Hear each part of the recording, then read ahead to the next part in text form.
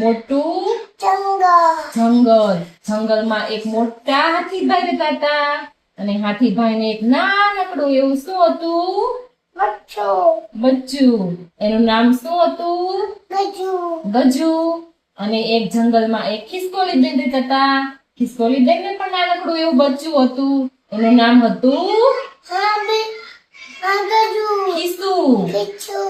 ખીસુ. ખીસુ અને ગજુ બંને પાકા મિત્ર હતા અને બંને જંગલમાં શું કરે રોજ?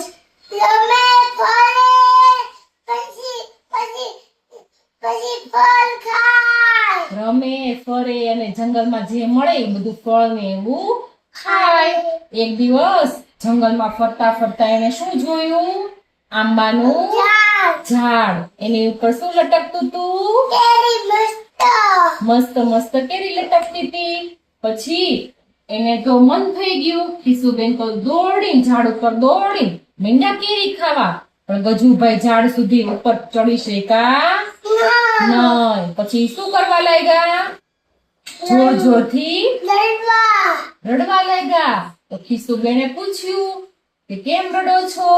તો ગજુભાઈએ શું કીધું?